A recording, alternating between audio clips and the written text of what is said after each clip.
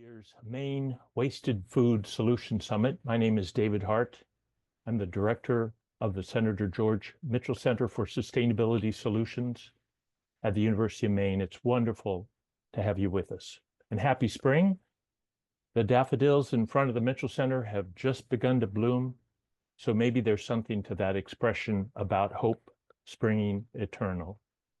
At the Mitchell Center, we're committed to building innovative collaborations in which teams of students and faculty from many different fields work together with diverse partners from all levels of government, tribal nations, the private sector, and non-governmental organizations. And our work to solve sustainability problems requires that we consider the connections between the economic, social, and environmental components of these problems. That's why we often talk about a triple bottom line. We're working to develop solutions that benefit people and the planet as well as profits. We're very fortunate to be joined today by Congresswoman Shelley Pingree, whose deep commitment to sustainable food systems and resilient communities grows naturally, no pun intended, from her family's farming heritage. We'll also hear from other leaders in the making who, just like Shelley did, are gaining key skills in collaboration and problem solving while they're right here in college and universities. I have no doubt that they will continue to put their passions and skills to work throughout their careers. And then we have an extraordinary leader in Suzanne Lee. I have tremendous admiration for Suzanne, a force of nature who's a master in bringing people together and mentoring the next generations of leaders and problem solvers. It's wonderful to be in the company of such an amazing collection of leaders who also share George Mitchell's lifelong commitment to public service. I've been looking forward to this summit for some time and now want to hand things over to Suzanne. Good morning, everyone. Thank you very much, David, for your kind words. And I want to thank everyone for joining us today for our fourth annual summit. We welcome those who have joined us before, as well as those who are new. This summit is really for all of you. So do not hesitate to post any questions in the chat and get the information that you need to end food loss and waste in your home, in your businesses, in your schools, and in your communities. So today I will be facilitating the on-screen presentations, and this year we have a really packed agenda, so you'll see me reading my notes because I have to stick to them or I'll start rambling and go over time. So I promise to stick to the notes, and I will be joined by my colleague, UMaine economics professor and lifelong food waste warrior, Travis Blackmer. He will be facilitating our summit chat group. So introduce yourselves, post your questions there during the summit. And Travis, maybe you can introduce yourself and say hi in the chat. Okay, next. Would like to start the day actually by recognizing the many partners. We want to take a special moment to acknowledge the many partners who make the work that we do possible. Our partners in government, the Maine DEP, the Emergency Management Association, Maine Department of Education, Department of Health, and the Governor's Office of Policy and Innovation in the Future, the Agriculture Department, then our federal partners, the EPA, of course, USDA, and on and on. And just to really note that the hard work, the dedication, and the effort of these workers really makes the work that we all do and the successes that we have possible. So we want to thank them as well as all of our partners. Thank you. Okay, next. So just to level set and start us all off in the first place, since some of us are new, we want to share some basic wasted food facts. Maybe starting with the definition, wasted food is really food that's produced for human consumption, but is actually never used because it ends up in the trash. We also know that about a third of the food that we produce is actually never eaten. In Maine, because of our study you'll hear more about later, we know that 361,000 tons, or almost $2 billion worth of food, is wasted annually. The single largest component of our municipal solid waste stream is actually food at about 30%. Unfortunately, we know that also that the majority of that wasted food is still good and edible. Um, at the same time that we have those facts, we know that in Maine, about 1 in 8 adults and 1 in 5 children is food insecure. And we fear that those numbers are rising. And then finally, wasted food primarily ends up in Maine's landfills, where it not only takes up limited space, but is a problem for air and water pollution and a major contributor to climate change. Next. A few notes about our summit, our 2025 summit. While, as David mentioned, the triple bottom line is always part of our sustainable solutions. This year, and that's meaning people, planet, and profits, this year we're taking a special look at the economic benefits of these solutions, given the economic challenges that are being faced at every level these days. We continue, you'll hear about collaborations. We thrive on those. It takes a village is a core belief. Every one of our presentations, you'll see stakeholder driven. So the research that we do is really focused on meeting the needs of the people. And we also are very focused on a statewide impact. So this event is a great example of that. Okay. We are so pleased and thrilled to welcome today a really outstanding roster of keynote speakers, true leaders in advancing wasted food solutions. Kicking us off today is our very own Maine Congresswoman, Shelley Pingree, who leads a national bipartisan effort to end wasted food and food loss in the United States. We really appreciate Shelley's leadership and support for this work, and we're very excited to introduce her. Thank you so much, Suzanne. I really appreciate your introduction and the work that you have done for so long on the important topic of food waste. And thank you to David and the Mitchell Center for Sustainable Solutions at the University of Maine. Really glad to join you today. And thank you for the wonderful lineup of speakers. There's going to be all kinds of great conversations going on today. So I'm glad to have a few minutes to start you off.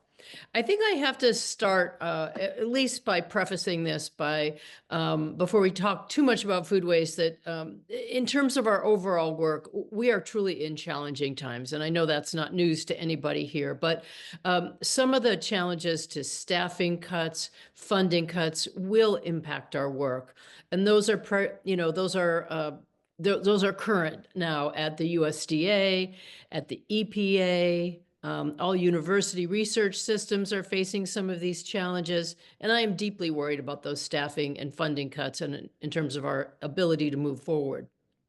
I'm also worried about some of the questions that are now being raised around policies related to climate change or renewable energy. Just the very assault on data and measuring and keeping track of information will also hamper our work. So I just feel I need to say that because I think we all have to understand we're operating in a somewhat different climate. And much of the legislation I'm going to be talking about today is slightly different. It's in a different position than it would have been if we were having this conversation a year ago. All that said, as Suzanne laid out so beautifully in the beginning, this is one of the most important topics that we talk about. The idea that we waste 30% of the food in this country, that we say at the same time have people going hungry, that this contributes to climate change, and that also it contributes to the high cost of our municipal landfills because food is such an important big component of what ends up in our landfill. So our work continues to be very important. And the arguments around it continue to be very important. I do believe this continues to be a bipartisan issue. I know working with my colleagues across the aisle, we will continue to have their support. Let's face it, everybody's grandmother told us not to waste food. So that's an important underlying principle.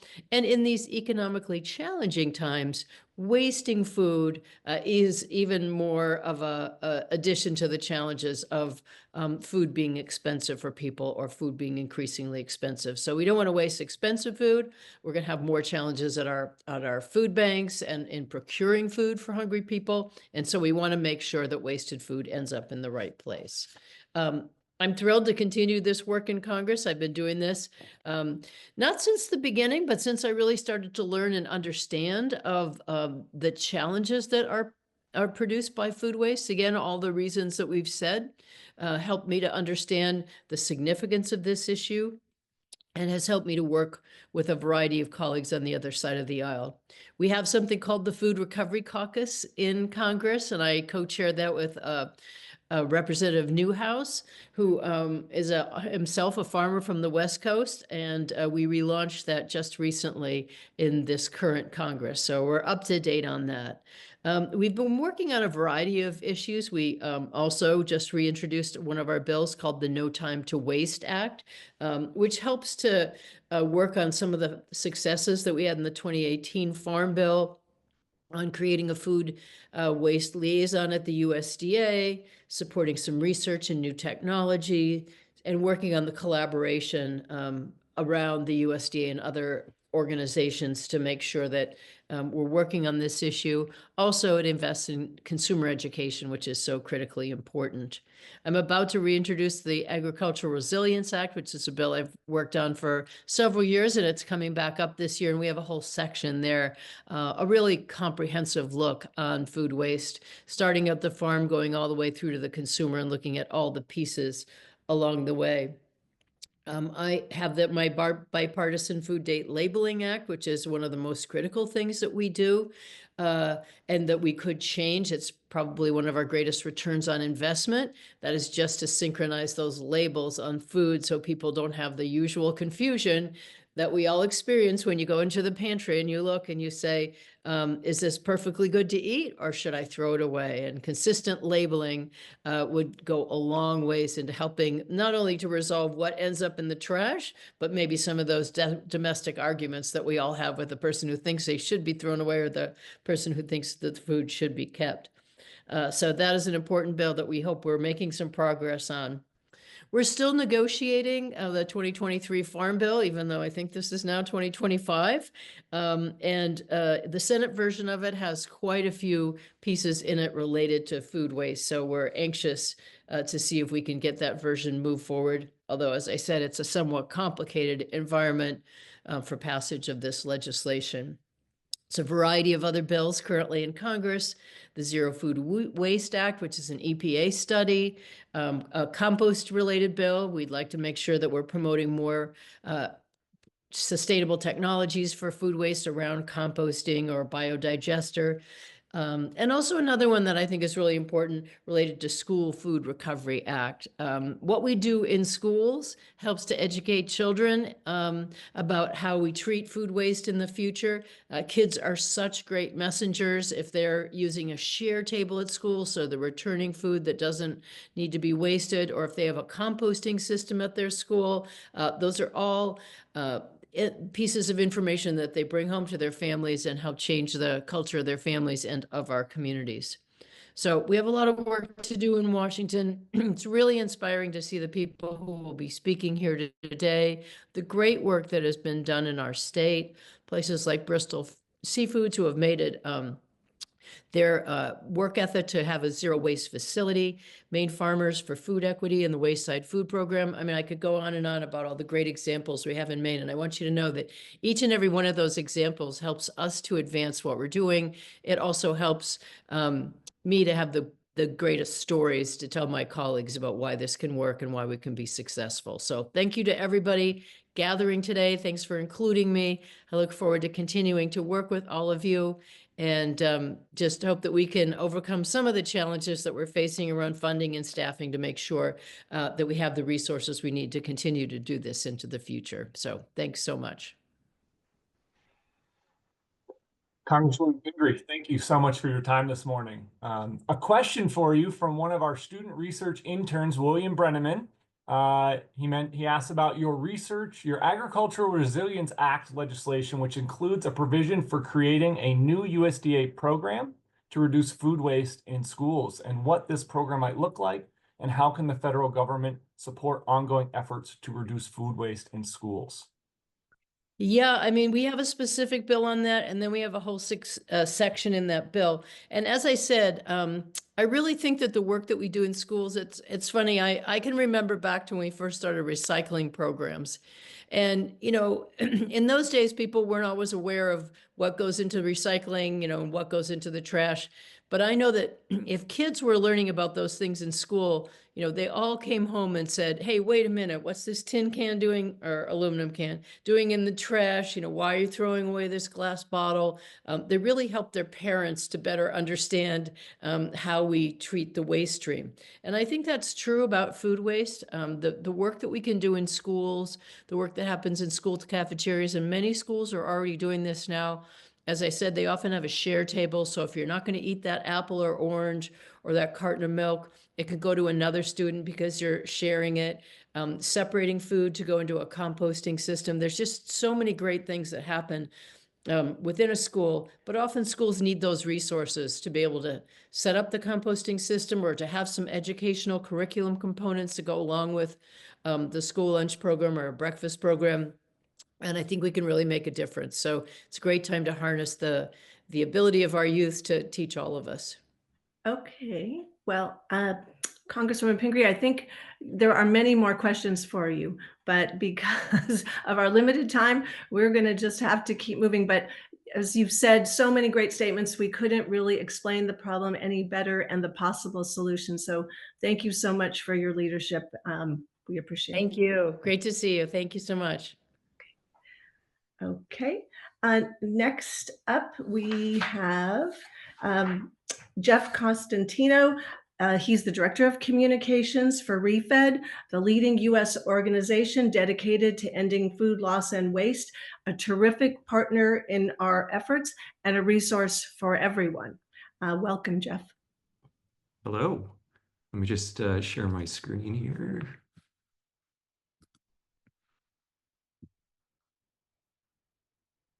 All right. Thank you so much. I'm really excited to be here.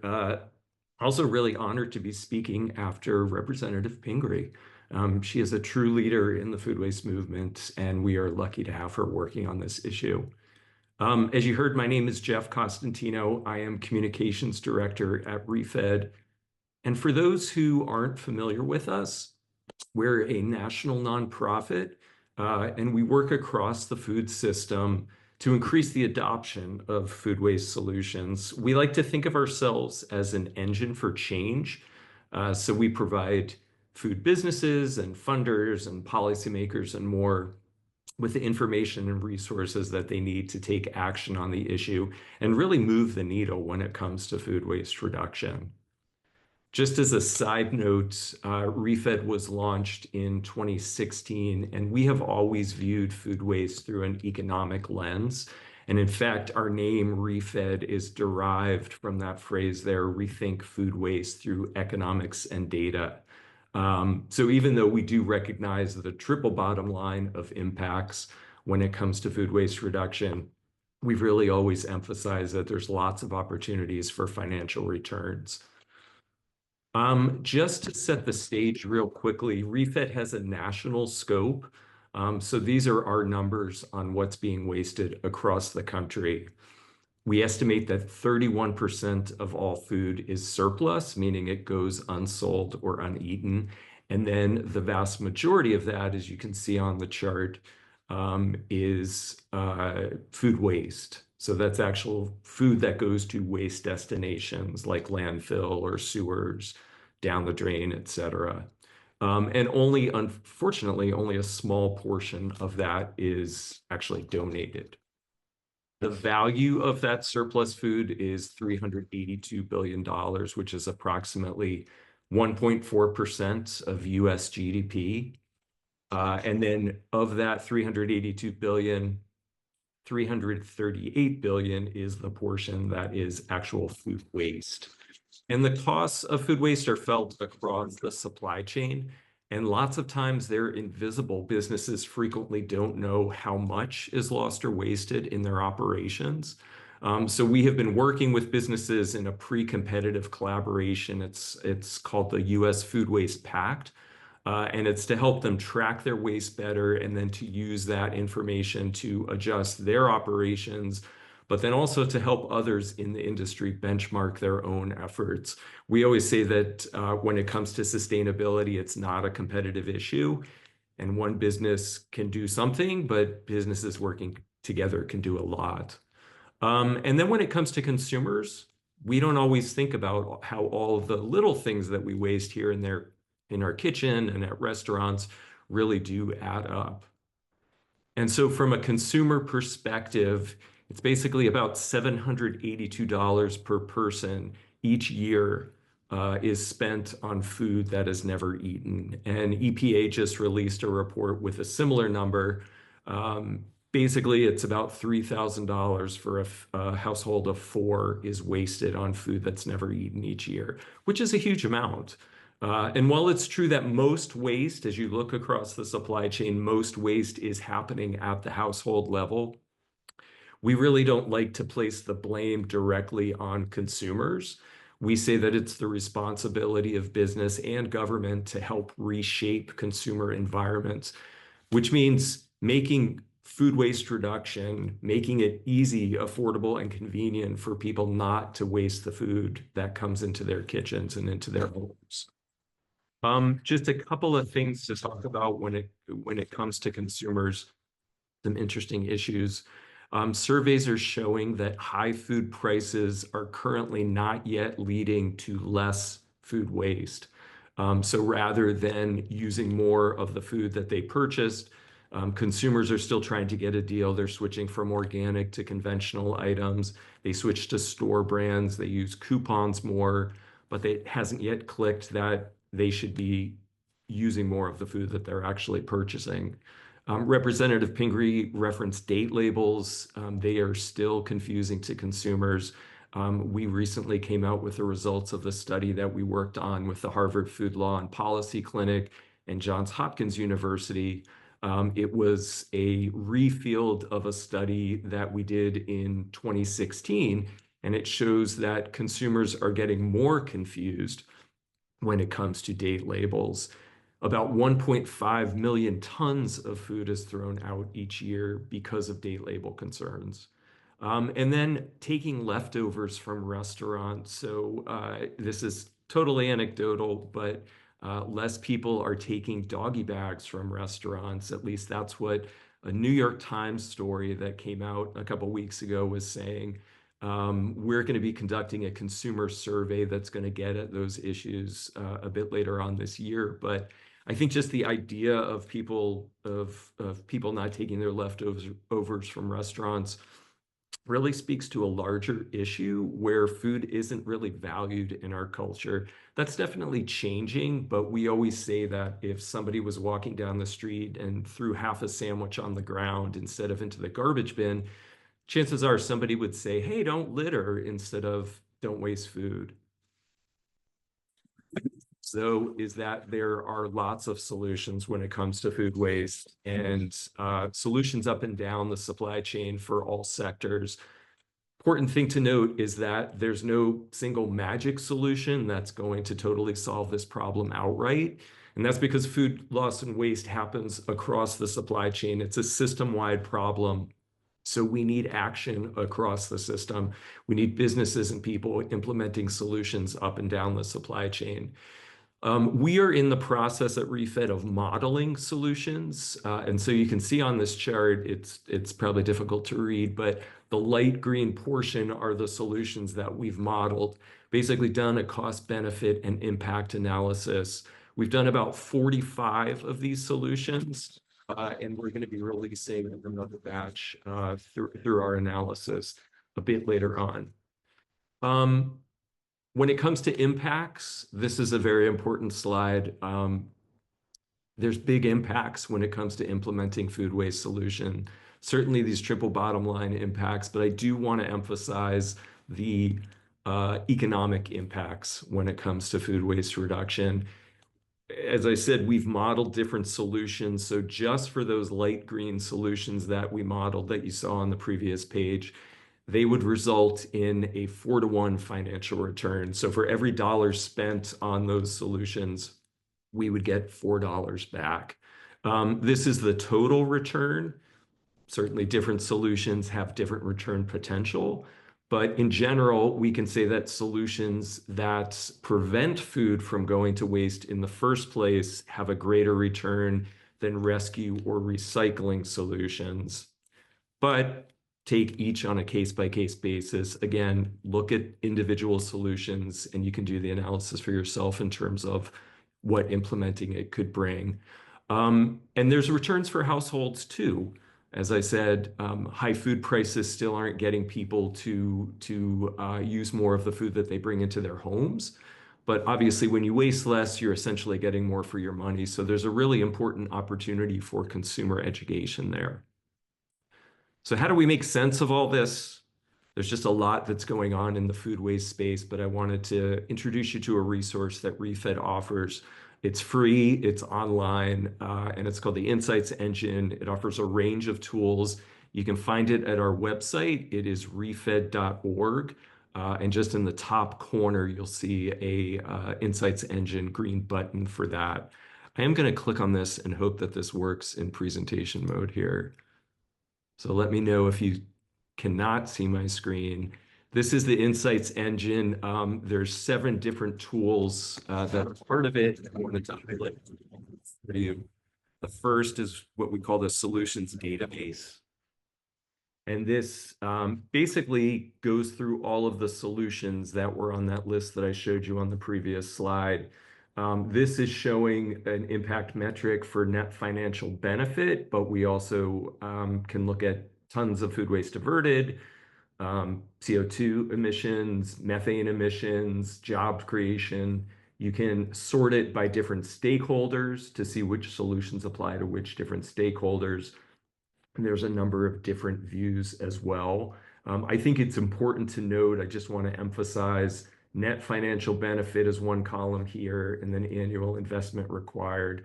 Again, you can just see that there is much more of a benefit than the required investment when it comes to the majority of these solutions.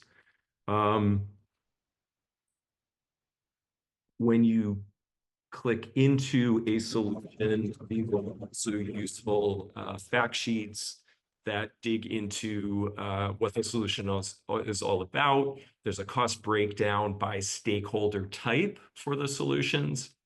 There's a look at challenges for implementation, look at what different stakeholders can do to help implement that solution. And then we dig into financial and impact metrics that really look at the potential impact of if the solution is implemented. So all of that, again, is available on refed.org. I wanted to show you as well a policy finder that's also part of this. We partner with the Harvard Law School Food Law and Policy Clinic on this, and it looks at state policy and federal policy. You can click into different types of policies, and it shows you the map. I don't know if you can see all this on my screen here, though, but it shows where policies are located, if they're strong, if they're moderate. Federal policy section has lots of information about different policies that could be enacted and have been enacted at the federal level, and you can certainly click in and learn more about each. So again, these are resources that are available on the Insights Engine, and you can get them at refed.org. And I thank you for letting me speak, and I'm excited for the rest of the summit today. Well, great insights, Jeff. Thank you. What is the most common "yeah, but" that you get asked when presenting on this topic, and what do you point to as ways to overcome the mentioned challenge? That's a really good question. I will say that the biggest "yeah, but" is probably the fact that people don't see food waste as a really big crisis. It's hard for people to sort of see that the food that is being wasted in their own lives really adds up to something that is a huge driver of climate change. It's a huge dent in our economy. All of those different impacts, people don't really see it right in front of them. So we really try and focus on the opportunity that food waste offers. So all of the positive benefits that reducing food waste can bring. And again, just highlighting the economic impact, that 4-to-1 return if we are implementing food waste solutions. There's also job creation too. That's a big piece of it as well. We estimate, again, this is that solution set that we've analyzed, that 50,000 new jobs could be created from implementing those food waste solutions. So it's kind of getting over the hurdle of getting people to understand that this is an issue and that there's a lot of benefits that could come from addressing it.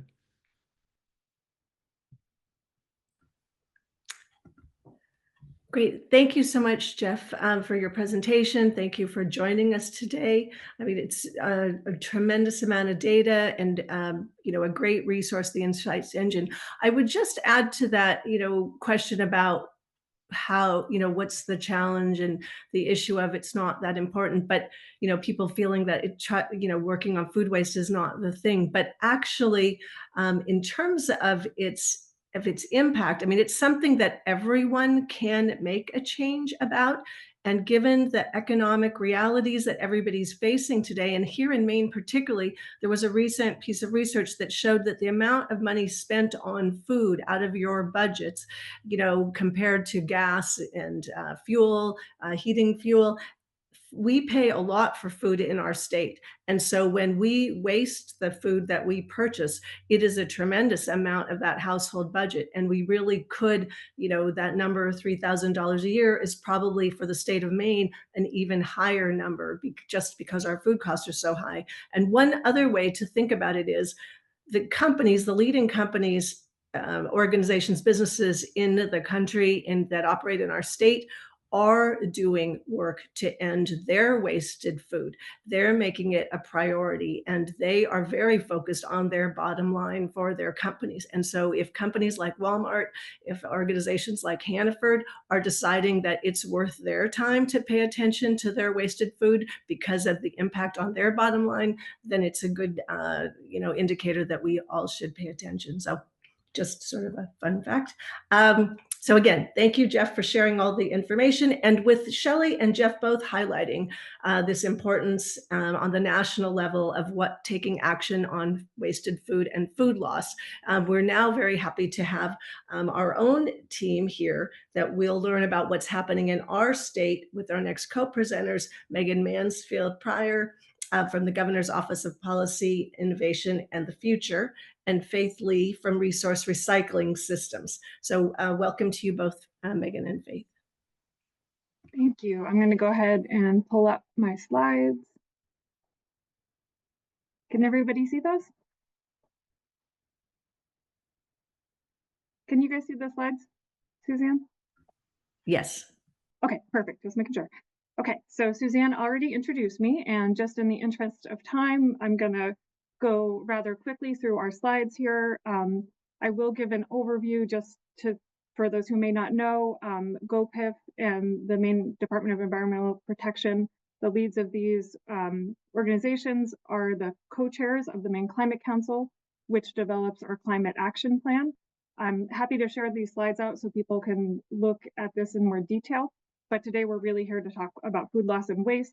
So the one thing I will mention is that this study that the state commissioned with RRS was intended to learn more about food waste, and it informed the recommendations in our climate action plan, Maine Won't Wait 2024, which led to this goal to reduce food loss and waste 50% by 2030, along with some actions that feed into that goal. And this is in alignment with the federal goals as well to end food loss and waste. So as you can see with this graph here on the right, there are a lot of different reasons why food gets wasted along the supply chain. And so the solutions to these various issues are really varied. So we wanted to learn more about what's happening in Maine so we could identify where there might be infrastructure needs and to inventory and characterize the food that's being wasted as well as quantify it. So what we already knew about food loss and waste before the study is that it's happening, it's costing a lot of money, and that we have people in the state who don't have enough to eat. So we really need to think about how to make the system more efficient and ensure that people who need food are getting it. So what the study told us, and Faith is going to dig more into the data, so I'm just doing high level, is about how much food is estimated to be going to waste and where, and how much of that food is in such good condition that it could go directly to feeding people. So to talk more about the financial waste, EPA recently produced a study that focuses just on consumer food waste. And I want to clarify too that this is only cost for home consumption food, so your groceries, not food purchased on the go. And that alone is estimated to cost the average US consumer over $700 a year. And for a family of 4, that's almost $3,000, or basically like throwing $56 away every single week. That could be used for a lot of other things.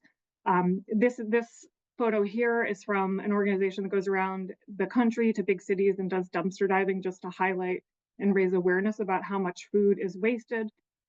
Food is the single largest component of our municipal solid waste stream. So there's a lot of opportunity there to do better. And if you take those EPA averages and apply them to Maine, we're probably spending over $1 million every year on food that just gets thrown away.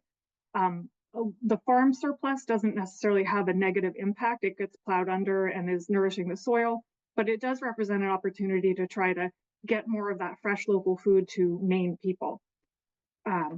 Okay, so I'm going to turn it over to Faith now to dig more into the data. Faith, do you want me to move through the slides for you? Yes, that would be great. Thank you, Perfect. Megan. Great.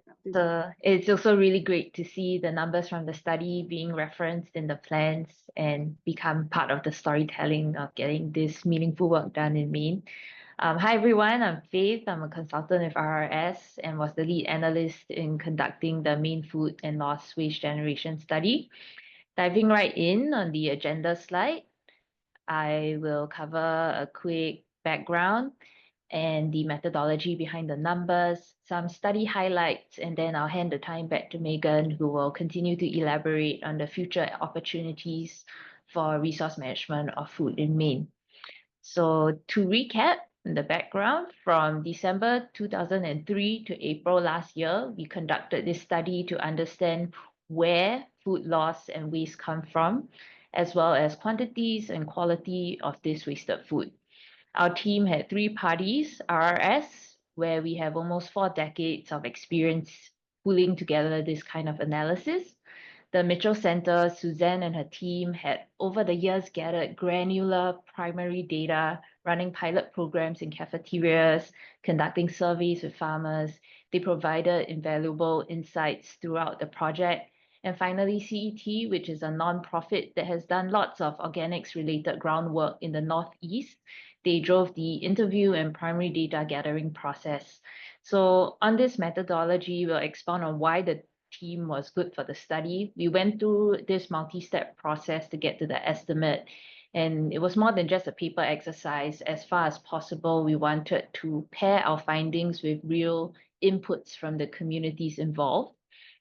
So you can see in the columns of this graphic, we have the 4 main steps we went through for each of the 15 generating sectors. First, RRS combed through literature and data to apply the most representative rates of generation by sector. This was done considering entities at the county level and aggregating it to the state level. Next, this baseline was refined using primary data from interviews led by CET. We then evaluated the quality of the wasted food. And the final step was to cross-reference the estimates with other published data to obtain the final estimate. These findings were then summarized in illustrations and form the highlights of the study in the next slide. So in the following slide, you can see this chart. The 15 generating sectors that I mentioned have been consolidated into 4: residential, farms or agriculture, institutions, and commercial. To pause, Suzanne mentioned a little of this earlier. We define food loss and waste as food that was intended for human consumption that is ultimately not consumed by humans. So in the case of agriculture, it included produce not harvested and thereby not consumed by humans. but these don't tend to end up in the municipal waste system. So as you can see, the data does support the need for programs like the Maine Farms for Food Equity that uses surplus from farms to feed people. The residential sector is the largest generator, and I believe some of the ongoing projects recognizing this opportunity will be touched on later today. The study also touches on the potential for edible food to be redistributed, while qualifying more research is needed to make that a meaningful reality that benefits the communities involved. So the next slide. This was one of the maps from the geospatial analysis. We wanted to show the generation concentrations versus the existing processing infrastructure within the state. The figure presents a radius of 25 miles around 8 operational facilities in context of regional wasted food generation. It was a concerted effort to pool these pieces of data together to establish a baseline for further evaluation of the state's infrastructure needs. So going forward, that wraps up some of the study insights, although the numbers of the study are estimates and not precise figures. We're pleased that it has spurred more action, and I'll hand the time back to Megan so she can cover the details of the ongoing efforts. Thank you. Great, thank you, Faith. Sorry, I'm just trying to get my video back on. No, I'm just going to keep going. So we are looking to use the data from the study to keep supporting partnerships. We do need a little bit more data still to really support infrastructure development, and we're looking for federal funding opportunities. There is less than there was in past years, but we do still have, there are still federal funding opportunities out there. We're looking to continue supporting organizations and businesses that are trying to get food waste out of the trash, and to support the businesses and organizations that are doing that work, whether it's a food rescue organization or businesses that are creating compost or renewable energy. And talking about some of the resources available, our Community Resilience Partnership has already awarded over $9 million to municipal and tribal governments to support the goals of Maine Won't Wait, our climate action plan. And this partnership program, it relies on a list of eligible actions based on our climate plan to help communities become more resilient to the impacts of climate change and support capacity building. And currently this program is being revised right now with that list of eligible activities to incorporate Maine Won't Wait 2024. So there will be additional waste elements in there like there are in the climate plan. But the fund has already been used to support community composting. So that is a great source for communities to look to. There's also the Maine Department of Environmental Protection's Waste Diversion Grant, which has already funded quite a few projects to keep food out of the trash. There's a statutory priority there on organics. So that is a great resource for anyone looking to start a compost program or other food waste diversion. We also have goals in state government that kind of feed into this work. One is to purchase more local food. And we also have our Maine roadmap to ending hunger to work on addressing food insecurity. So that is it for me, and I'm gonna hand it back to Suzanne. Thank you. Sorry, I'm just trying to find my controls there, Suzanne. Oh, no problem. That was really terrific. I, really want to thank both Megan, the GoPIF team, and RRS. We're terrific partners in this study. There is a tremendous amount to the study. It's available on our Food Rescue MAINE website. I believe it's also available on the Maine DEP website if you want to dig more into the details. But very often just, number crunching using existing national data might be a state's approach to understanding the wasted food waste, loss and waste in their own state.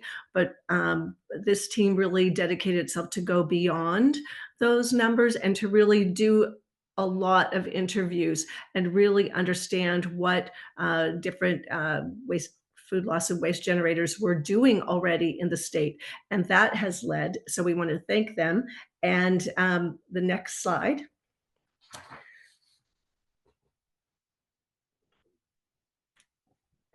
Oops, well, the next slide will say Maine success stories.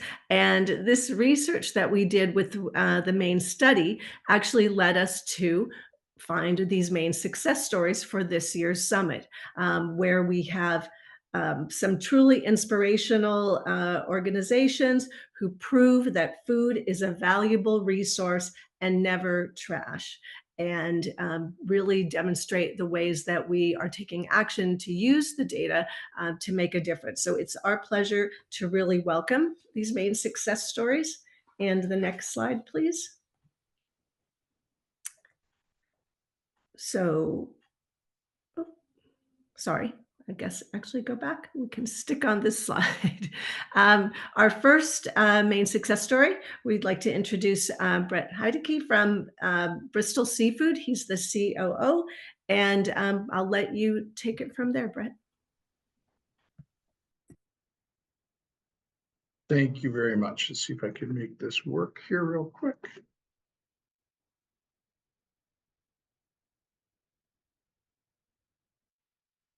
Are you able to see that okay? Yes. Okay. So we're going to walk through processing of our longline haddock. This is product of Norway from a sustainable fishery, MSC certified as a sustainable fishery. When the fish gets to us, it's headed and gutted out on the boats out at sea, and they're reusing that waste as heads for soups and different for different companies. And when the fish get to us, they're headed and gutted, but they still have the collarbones in them, and the collarbones will not run through our equipment, so we have to remove the collarbones by hand. These are what the collarbones look like after they're removed.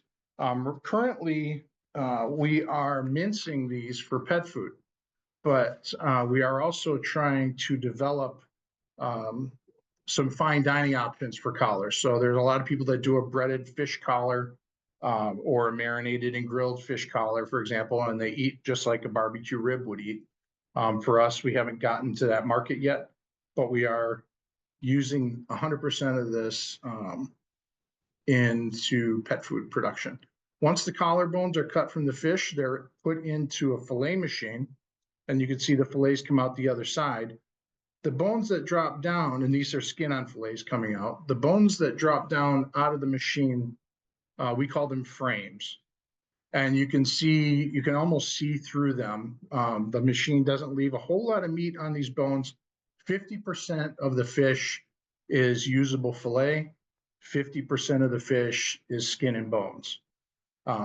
So we want to make sure we do something with these skin and bones. And what we do is we grind them up. So we put them into a machine that squeezes the meat off the bones. And you can see on the left, we have 30-pound blocks of minced fish meat. And on the right are the bones that are left behind after the meat has been removed. The blocks of meat we blast freeze and palletize and ship to pet food companies all across the country. The bones that remain go to a company down in Boston that grinds them up and uses them as an additive for a similar product that they use to sell into the pet food industry as well.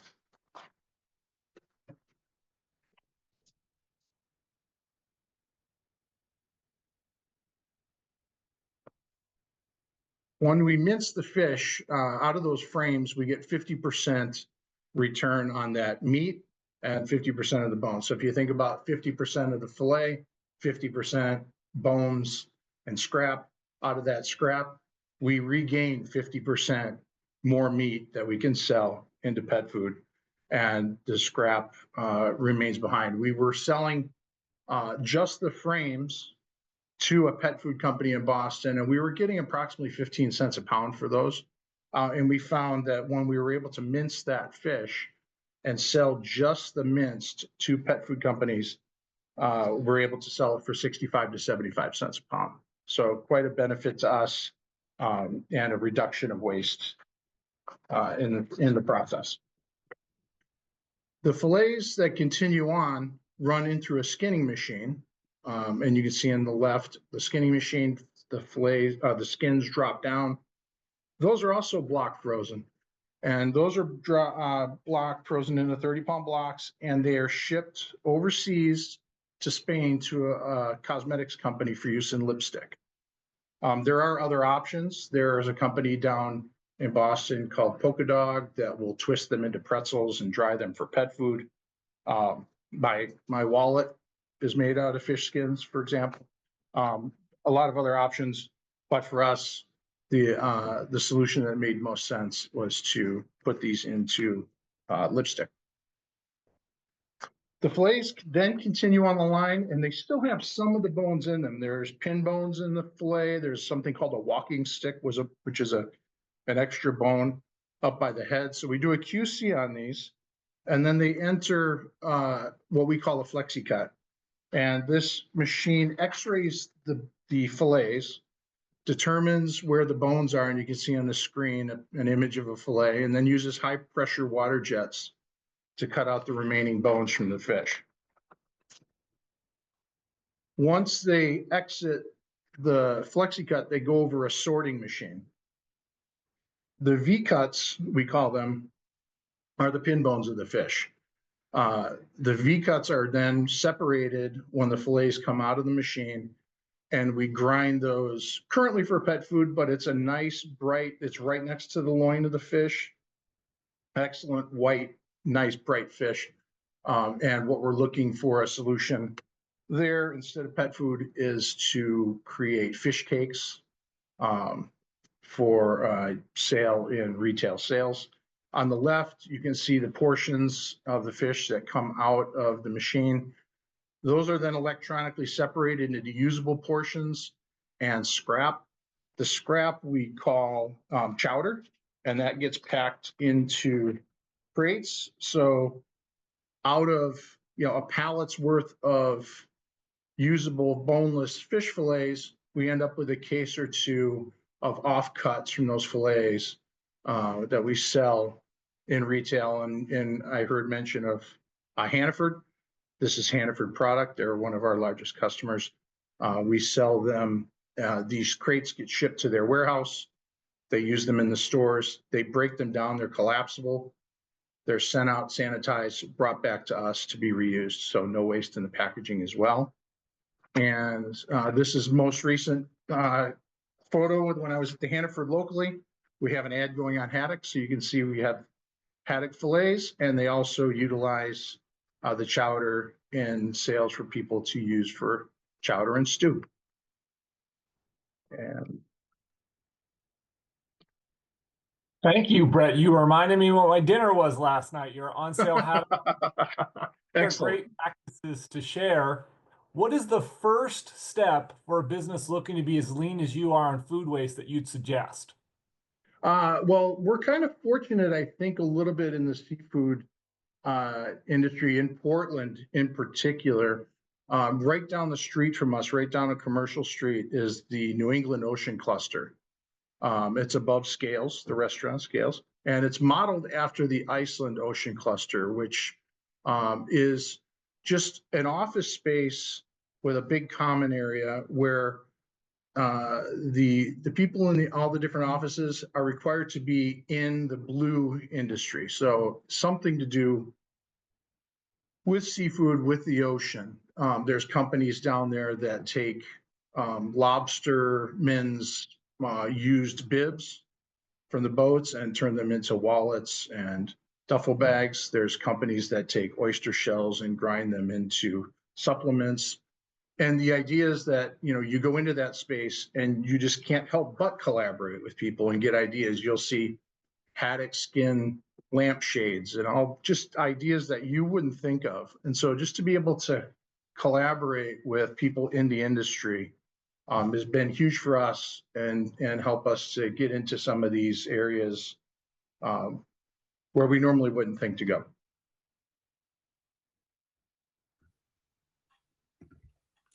Great. Well, thank you so much, Brett. It's really, I hope that, not only other businesses will be inspired by the work that Bristol Seafood's doing, but, home kitchen or home cooks to think about the way that you looked at your fish, the way that we could look at the food that we have in our kitchens and anything that is a byproduct of what we're cooking, the tops and ends, to use them in soup, that nothing of food should go to waste. I think those pictures and everything illustrates the point beautifully. So thank you very much.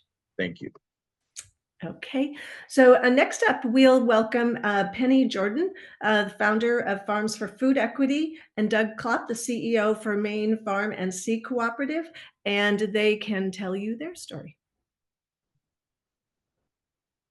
I first have to say, wow, Bristol Seafood, you are amazing, amazing. So with that, I'm going to start with Farms for Food Equity and Wayside Food Program and Maine Farm and Sea Cooperative, and a collaborative that we brought together probably, I don't know, it must be almost 4 years ago now. Farms for Food Equity is an organization that purchases products from farms and distributes them into the charitable food system. And Don Morrison from Wayside is here, so he can talk a bit about what his organization is about. And Doug Klopp is with Maine Farm and Sea Cooperative, and he can talk a bit about that. Basically, about 3+ years ago, I had an epiphany that we had greens in our field and fields across the farms in Maine that people who have come to our state are new Mainers, that they were looking for some sort of taste of what might have been in their native country. And what we had is greens in the field, such as broccoli leaves, cauliflower leaves, and of course we had kale and collards. And we worked with Jordan's Farm, New Roots Farm, and Six River Farm, and Rick, our Belanger and Sons Farm, to really start this work to create a product that is a blend of greens that could then be processed and moved into the charitable food system, hoping that it could be a replacement for or taste similar to what people in coming from Africa and other countries might enjoy. And so basically, as I look at what we had done, is we had an idea, we tested the idea, and Doug is going to talk a bit more about what we have done with these greens and where we hope to go. There you go, Dougie, it's all yours. Right, can you hear me? I can. All right. Penny, thanks. And again, thanks to Bristol. That was quite an amazing presentation. I had no idea, but that is a real great example about zero waste from seed to product. As Penny said, we've done a lot of work in collaboration with a number of groups here in Southern Maine, including In Her Presence and St. Mary's Nutrition Center. Many immigrants, when they arrive in Maine, are often reliant on a pantry to meet their food security needs. And Maine pantries are wonderful, but oftentimes it's a lot of Kraft mac and cheese and B&M baked beans and sweetbreads. And a big shout out to Wayside years ago, and as Penny said, talking to the community. And the feedback was that what they really wanted was healthy, hearty greens, kale and collards and spinach and chard. But through the course of this project, we realized that we could tap in to a food source that was going to waste in the field. We realized that anything in the brassica family, and so what you're looking at on the far left are Brussels sprout crowns. And when Maine farmers harvest Brussels sprouts, they will come through the field about 3 weeks before harvest, and they will take the crowns off the top of the plant. And they do that to drive the growth into the sprouts. But those crowns are an absolute delicacy if you know how to treat them. You're also looking at some collards, some broccoli, and some sweet potato leaves that can be used as a substitute for cassava leaves. We've done a lot of work about getting fresh greens into southern Maine pantries during the season. As we know, Maine has a short season. So we wanted to see how we could develop a frozen product that could be available for the winter. And in doing so, we embarked on a real great strategic partnership with Atlantic Sea Farms down in Biddeford, Maine. Atlantic Sea Farms is one of the largest processors of kelp in the United States and certainly on the Northeast. And we realized that the kelp season is now and that they're done processing in the end of June. And I was curious to know what the processing line was doing July, August, and September. And in meeting with their CEO, we found out that it was mostly idle. So we had a theory. And that theory was if you could chop, blanch, and blast freeze and cryovac kelp, you could probably do it with greens. So we started doing a mix of collards, kale, Brussels sprout crowns, cauliflower leaves, and kohlrabi. And what you're looking at here is my colleague, Ron Adams. This is one of our first test batches. And on the right, those are actually frozen Brussels sprout crowns that have been chopped and blanched and frozen, being utilized with fish that I think might have been donated by Bristol or Cozy Harbor, some of the after product there. And that was being put together here at Fork Food Lab to create a traditional African meal to serve 187 asylum seekers being housed out at Riverside. The second part of our project is to get these greens and traditional African meals into our local school systems. So with the support of the Kendall Foundation and the Sewell Foundation, but this was Kendall for the schools, we're able to partner with South Portland, Westbrook, and Lewiston, and they are serving traditional meals based on these greens in the middle and high schools. So the bottom left there, you're looking at a Maine fish cake. Casco Bay caught, I think it's Dab's flounder. You'll see the greens there sauteed on the tray. And over on the right is another project that we run called the Maine Marinara Collaborative. We purchase all the seconds, your blemished tomato, your curly carrot. We turn it into a high-grade marinara sauce for K-12 school districts. And there is a fish parm.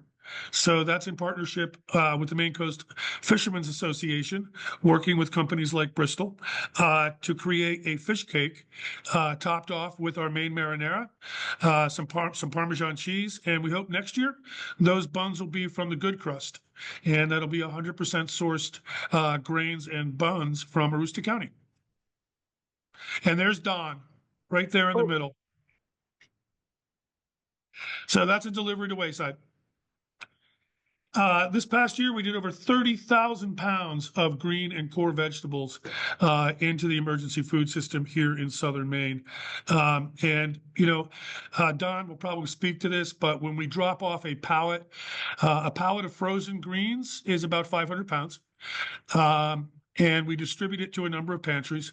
But once they're delivered, these greens are in such demand that they're gone in an hour or two.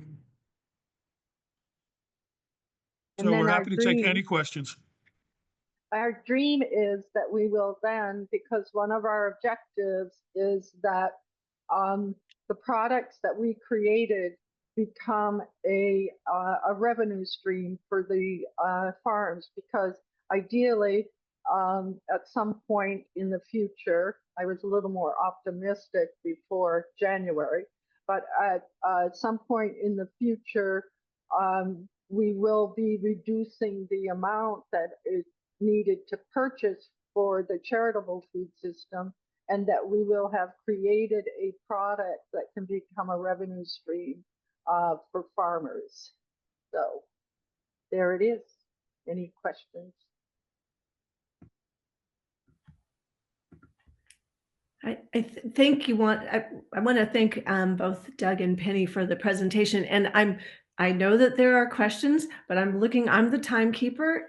And so I think what we'll do, any questions for our guests for our presenters that don't get answered, we will forward those. So your questions in the chat will be addressed. We might just not have time in the presentation today. So I just want to thank you for this tremendous work. And again, another great example how something that might be perceived as waste, the crowns from Brussels sprouts. I'm sure most of you have never seen that. That's not what you see for Brussels sprouts in the store, but delicious and can be used to, as a sellable product. So it's a really terrific undertaking. It goes into the school systems as well, so benefits that way. And for home kitchens, again, we often get questions about, well, does it really count as food waste if it's if it's the stalk of a broccoli, because, is that waste?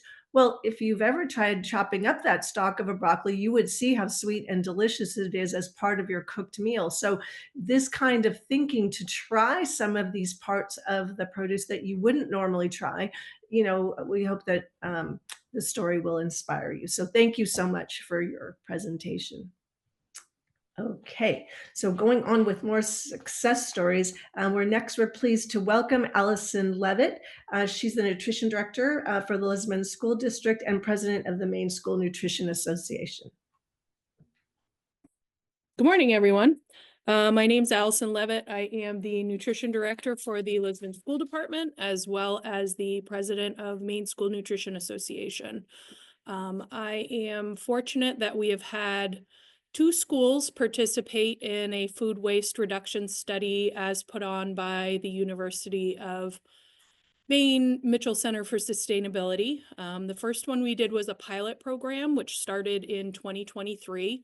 That was kind of a learning year for all of us that were included in the pilot, as well as I think for the university as far as what we needed with rules and how it was going to work and all of that good stuff. I'll start by saying the overall goal was obviously to reduce food waste and reduce food that was going into the landfill. What I would like to explain to folks that are unaware with how school nutrition programs work is that we are governed by the USDA. They make the rules. We have to follow them in order to get our subsidy money from them.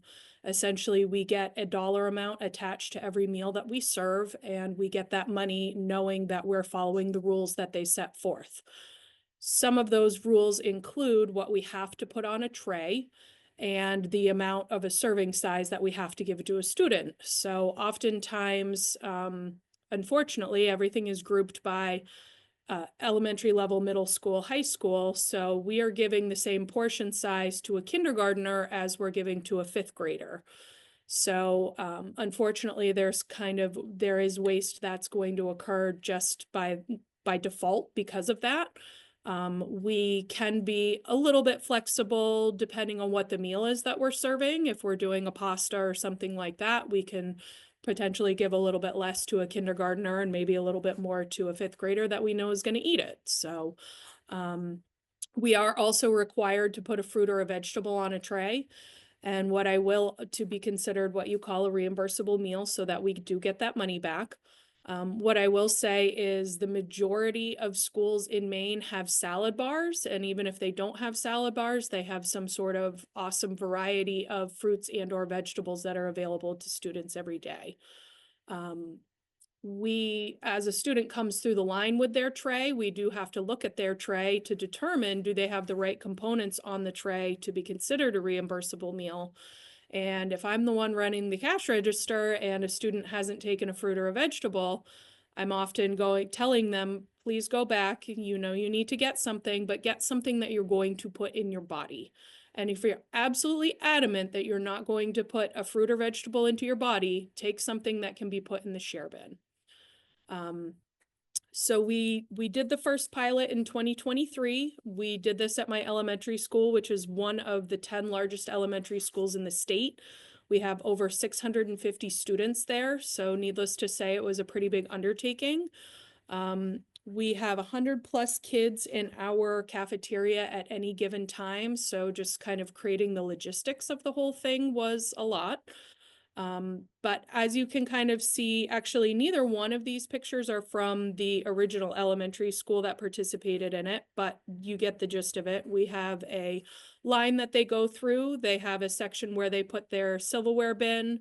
There is a bin where they would pour any liquid waste into. Then next is a trash bin, and at the very last is the food scraps or compost bin.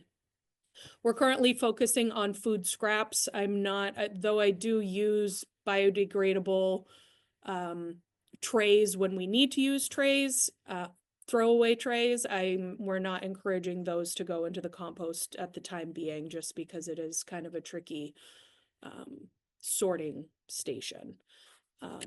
Some changes that we made when we started in the study was to eliminate straws at the elementary level, which you would have thought was just complete and utter chaos. But once kids got used to it, it just wasn't a thing anymore. We use reusable trays, we have reusable silverware, we put all of our condiments into squirt bottles. So we're trying to get rid of those little pieces of trash that would end up in the trash. So like I said, as you can see here, the students were presented with a sorting station that they would go down through. We also threw out the pilot, and so we did a pilot at the elementary school in 2023. And then this past year, we participated at the middle school, which was the only middle school in the state to participate in the program. And we presented them with this line that they would go through to do their sorting. But then also throughout the study, we had different interventions that we put in, including posters, different videos that they watched. We discussed why it's important to put fruits and vegetables into your body, and also why it's important to eat what you take on your tray and to not take more than you're going to eat, and to stop wasting the food. At the middle school level, because they're middle school, we did a competition among grades, which we just finished a couple weeks ago, so I'm not even exactly sure who won at this point. But the goal was obviously to have the smallest amount of food waste for their group, which was easy to do because they each eat by grade. So we just measured the food waste at the end of each time. So our sorting stations are the silverware, liquids, trash, and compost. Students in action coming down through the line here, emptying their trays, putting the food on that very last cart that you see in the front there was the cart that we used to collect the food waste when we were going to weigh it. And then we had a station set up in the back here where that's a big industrial scale. The thing that's pretty cool about this is the student that you see here with the clipboard, he participated in it in 2023 when we did it at the elementary level, and then he's now in middle school, and he was a huge helper at the elementary level. And so we went to him and asked, do you want to be involved in it this time? And he was absolutely all in. And these kids came down every day and they weighed the food waste and the liquid waste and wrote it down on a chart, to which we submitted every week. And what we found is trash was reduced at our elementary level, because I mentioned that's a very large place, from 6 barrels down to 2 barrels. Our fruit and vegetable consumption went up. Some families began composting at home. Students are a lot more aware about what they're putting on their trays and what they're putting into their bodies. After we did the initial pilot program at the elementary school, I did roll it out to the middle school and the high school as well. So it was just something that continued. It was an easier rollout at the middle school because we had some of these kids that were already that had already participated in the project at the elementary level that were then doing it at the middle school level. So it wasn't a very hard sell. What I would say is it was actually surprisingly hard at the high school level. We had no problem training the elementary kids, the middle school kids, but the high school kids had kind of a different take on it, which was frustrating at first, but I will say now everybody is participating and doing a great job. We do work with garbage to garden right now. There is obviously a cost associated with that. And as I did hear Congresswoman Pingree speaking about some of the bills that she's working on, it would be great to have something that provides some money to go towards the composting programs. Some schools have their own composting programs, but not everybody is quite so lucky. So there is a cost that is attached to the composting. However, we're saving on our trash bill. Food is getting diverted out of the landfill. And all in all, it's been a great program. I think it's a really important educational piece.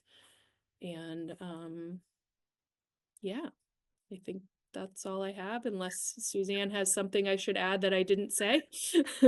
Allison, that was so wonderful. Thank you so much for your time. And I just briefly wanted to ask you the question we've gotten all through the chat is, who is the coalition or the important people that you've needed to get involved? If you could just briefly say who they are at your school, that without these 3 people, this couldn't have happened. I mean, I'm not going to sit here and say me, but me. You have to at least have somebody in food service that is somewhat interested in it, and buy-in is very important. You really need your janitorial staff to be involved as well and to have buy-in, because they're oftentimes the ones that are rolling the bins in and out and taking care of the food and putting it outside and all of that. And you do also have to get staff buy-in, being your own staff and also anybody that's on duty in the lunchroom. The first year that we did it, I did have a kindergarten teacher that came up to me and said, "Do the kindergartners really have to do this?" And I'm like, yes, everybody has to do this. We're not skipping this because they're younger, and it doesn't take a lot of time. It obviously change is hard. So in the beginning, it's a little bit tricky. But once you get the buy-in and once you get the routine, it's just the way that it goes. It's what you do. So. Well, thank you very much, Travis. It's actually a great question and a great answer, Allison, and sort of is a lead-in for our William Brenneman, who will be talking more about the study in his section. I want to apologize to you, Allison, for changing the order and and messing you up. So that is totally my fault. And Dawn, we haven't forgotten you. You just were on the slide, so I thought I sort of skipped over. So anyway, so thank you. That was really terrific. And we shouldn't say enough that the schools and the nutrition directors have so much going on. And so we really appreciate that they have made this a priority. But, I think what Allison, sort of conveyed is true. Once they get going, it becomes practice. And so it's just the willingness to take it on that's really critical. But then it's a much better practice, saves money, saves the food, and improves the nutrition. So we encourage more schools to think about it. So thank you for your efforts. And now I would like to return to the proper order and invite Don Morrison from Wayside Food Programs to present his success story. Thank you. Thank you, Suzanne. My name is Don Morrison. I'm the operations manager for Wayside Food Programs. Wayside's a hunger relief agency in Portland. And we've had a food rescue operation going on now for about 25 years. We collect food from grocery stores, farms, as you heard from Penny and Doug. We work very closely with the Farm to Food Equity, food manufacturers, food distributors, and trucking companies. This picture is one of my volunteers at Hannaford picking up some bread and different groceries from Hannaford. And next slide, please. And then so we collect this food, we will pack it up, we box it up. We have 2 refrigerated trucks that we transport the food. You can see that picture. We don't need the refrigerated truck in that picture, but we do transport it back to our warehouse. Next slide. And it gets unloaded in the warehouse. And from there, we will take that food and we use it for some of our direct service programs. We have mobile food pantries where we will take food into a neighborhood that has limited access to food. Through that program, we serve over 37,000 meals to families throughout the greater Portland area. We also have a community meals program, which last year we served 31,000 meals through that program. Our mobile food pantry, we have zero budget for. We do not purchase any food. It's all salvaged and recovered food, and then a little bit through the USDA. The community meals program, those 31,000 pounds, we only have a food budget of $5,000. So most of that food is also through salvage food. Obviously, the food that we recovered last year was 1.7 million pounds of food that would have been thrown away. And like I said, we recovered that. And we obviously don't use all of that food for our own direct service programs. We have 90 other partners that we distribute food to. So next slide, please. But I did mention one of our other, the donor, we have 65 donors that we collect the food from. But this picture is from a trucking company. It's amazing how much food is wasted through the trucking companies. These are mangoes that we got in. I think we got in 4 pallets. And just yesterday, I received cauliflower, about 4,200 pounds of cauliflower. And like I said, we use this for some of our direct service programs, but a lot of that food goes back out into our partner agencies. So we work with about 90 other agencies, soup kitchens, meals programs, and food pantries, and that gets redistributed throughout the county. Next slide, please. Here's a picture of my warehouse on a Wednesday morning. All of that food that you're seeing there on those pallets has all been recovered. You can see some milk, you can see a lot of produce.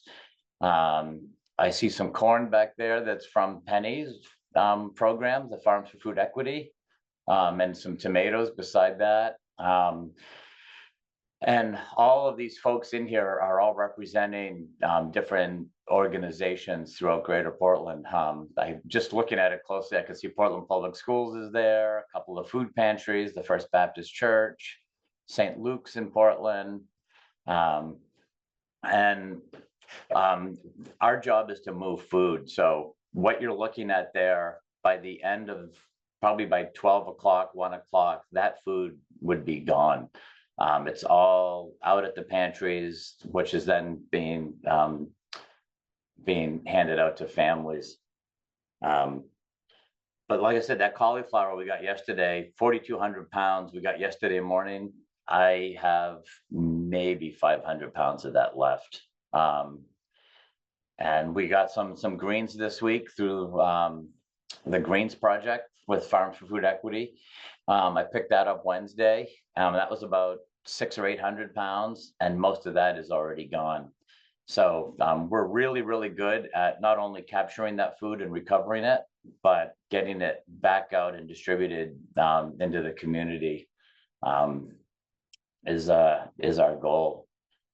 So I know that we're running a little behind. I know I have 8 minutes, but I will be able to wrap it up a little quick. So if anybody has any questions, that's what we do. I just want to thank you, Don. And those photos of the food are amazing. And what Don didn't even cover is not only do they directly take all the good edible food and find out, first of all, he has to wrangle it. So the fact that we have him here today and he's not on the phone negotiating for more truckloads and trailer loads and of perfectly good and edible food to be brought into him from companies like that you will recognize, like Cisco. So you should feel good that, you know, one is you could be a little concerned that we produce so much surplus in our food system that there can be those beautiful mangoes with not a home to go to. But luckily for people like Don and Wayside Food Programs, he is recovering that food and distributing it. But if that food for whatever reason can't be distributed directly, they also have a fantastic kitchen there in which they then convert some part of that food into meals that go out into the communities. So what we really love about this success story is not only the recovery of the food and the direct distribution to all the groups that need it, but for groups that can't use that whole food, they also have an ability to process the food and deliver it to even more people. So a real success. So I want to thank you for your efforts and your presentation and your generosity in giving us a little more time. So I'm going to take that question time and I'm going to use it for the rest of the program. But thank you so much for all your work. Thank you for having me, Suzanne. Okay. So next up, I would like to introduce Eric Dyer. He's the town manager and also the director of the Reedfield transfer station, here to share his success story. Hi, good morning. So thanks for having me. I appreciate the opportunity to talk about really the local composting program we have at the town of Reedfield. And I'll just open up my slides and we'll go from there. Okay, so again, Eric Dyer from the town of Reedfield Transfer Station, and here to talk about our food compost program. The program itself is housed at the transfer station, but it also involves other areas. Right now, we have composting that's happening at offsite in residents' backyards, and that was a big part of how we wanted to approach this. But Reedfield has a population of around 2,500. Our transfer station serves around 5,000 when you include our partner towns. So we have a pretty good reach, but we're also a very rural area in the Lakes region, Belgrade Lakes region of Maine. So our service provision is pretty robust. We have to provide a lot of services, and offering composting was one of those services that we felt was important to offer for a lot of different reasons. But I think our approach really is one of looking at local, as opposed to having a third party come in and provide composting services like Garbage to Garden. They absolutely have a place, they're very important, but they're not necessarily the approach that is right for our community. And we had a few things that related to that. So this is our transfer station facility. We have a lot of different waste streams that we manage. On the far right-hand side here, though, you'll see our organics area.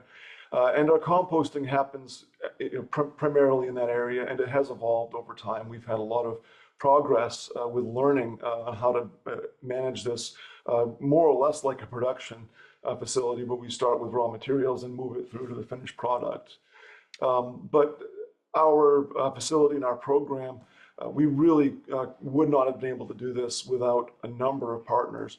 And just as with the school programs, you have to have a lot of people involved. We had to have multiple partners. Maine.edu provided a lot of assistance technically, but also with our initial $20,000 grant to get this program up and running, really as a pilot, I think, for a local program that didn't rely on third-party transactions for transport. The Mitchell Center was a tremendous help, and Suzanne and her team were great. The students, great to work with. But community outreach and engagement, helping with signage, really providing connections to other communities and other recycling and composting programs, and just different perspectives on food recycling and food composting that we might not have had just trying to get this off the ground on our own. And of course, I want to mention Maine Resource Recovery Association. They helped us with sourcing materials, buckets, bins, and just general program support. The composting program itself initiated 2021 with that $20,000 grant.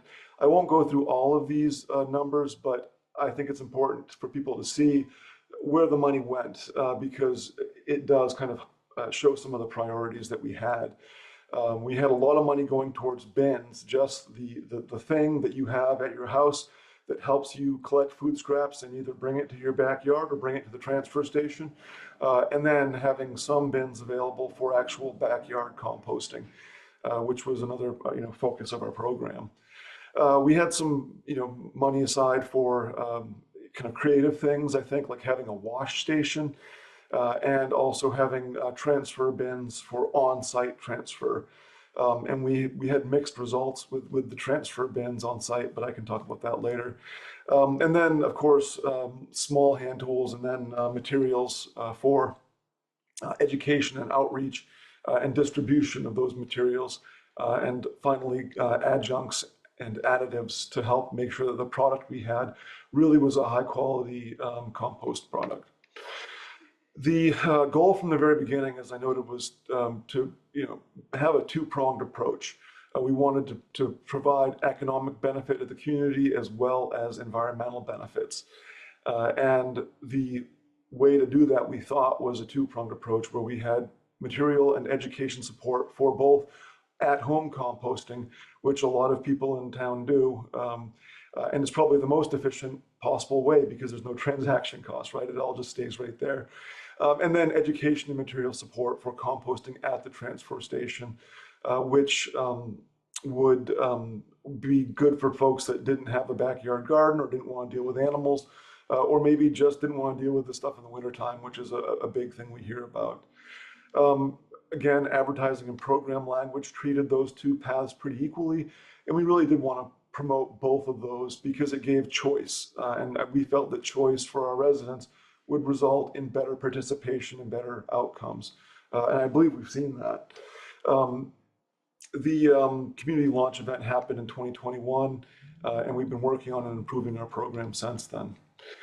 This is our compost area, the real kernel of it. We have our signage up, thanks again to the Mitchell Center for the design help and Maine DEP for the funding for the signage.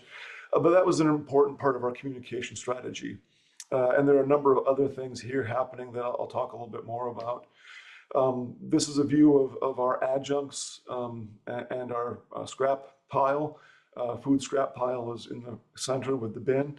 And materials deposited there by residents. And then we add materials like the sawdust in the next bin over. And in the very background, you can see our large leaf and yard waste piles.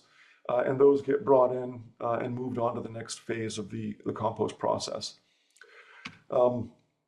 This is animal control. I want to point out that no compost program is free of consequences by putting a really great food source out in the world. And so we have had to manage that. But we do it in two ways. Primarily, we have our daily bin is covered by one of those trap wire compost bins that I talked about earlier. And we also have some animal control with the rodents. Off screen, what you can't see is we have a pair of hawks that actually help control the mouse and rat population that you can see has a burrow right off to the right-hand side there. But it's an interesting thing to think about how that cycle really isn't just limited to our human food waste, but it kind of carries through the environment. Waste bins. This slide shows kind of how we deal with human nature. Any program you have, there are pieces that you have to consider, and contaminants coming in is one thing. Making it easy for people. We wanted to do this throughout the process. And so having a place to put contaminants, plastic, rubber bands and things that might be on a bundle of broccoli that's gone bad, we wanted it easy for residents and for staff to take care of. So we've also provided tools right on site there. We have rakes, we have shovels, and we have cones there to help direct people if needed, depending on what is happening on the site outside of this activity. This is our green compost pile. We move the mixed material, the sawdust, the brown and green organics, and the food waste into this pile. And this is where it matures on site. This is where we do our mixing with the backhoe.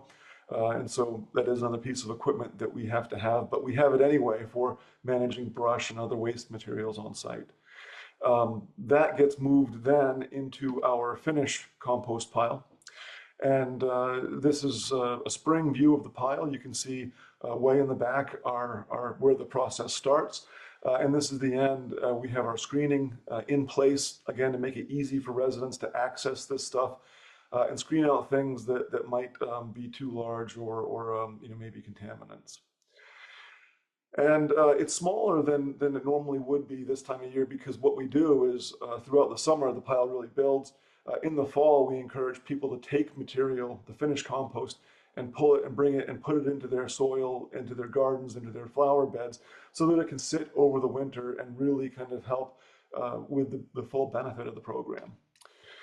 Lessons learned, we do know that trying to containerize things on site and do measurements really didn't fit well with our model. Our staff had some trouble with it. And honestly, when we tried putting it into containers, they were too heavy. And the first container we had for kind of measuring this stuff was actually so heavy that it tipped our skid steer equipment forward. So we had to get rid of that, give it to Skowhegan for their compost program, and try it again. And we did really learn a lot from this whole process. Our wash station was appreciated by residents. It allowed people to actually take their bins, put it upside down on a bar style glass cleaner and blast out all the crud. But that was tough to manage, and we had problems with the hose freezing, and it wasn't quite right, but it's going to come back. We're going to work on a new iteration of that. Our pile gets hot, but it doesn't really get hot enough to take care of pine cones or other woody debris, and we also do have weed transfer. I know from my own garden that I had new species of weeds, but as a gardener, you deal with that. And I was actually happy to see the purslane come in, because that has other uses. But one of the biggest problems we had was compostable plastics, which aren't really compostable unless you're running a real full-scale commercial facility. So we have to pull those plastic bags out and put them into that waste bin off to the side. So that's been a learning experience. We also are always looking for more. We know that we haven't reached our full market and our full potential for this program. So we're really trying to work on doing better with that. And we don't necessarily know what's happening with off-site composting. We put a lot of money into those bins. We know they're out in the community. And we know they're being used anecdotally, but those trap wire bins probably weren't the best value for us. So I think that as far as meeting our goal of trying to be a pilot program and learn from this and be able to pass that on, I think we've done that well. And we really have had a lot of achievements with this program. It really has paid off, and we are not seeing this stuff in the trash, and we're meeting our primary goals. So full success there, I would say.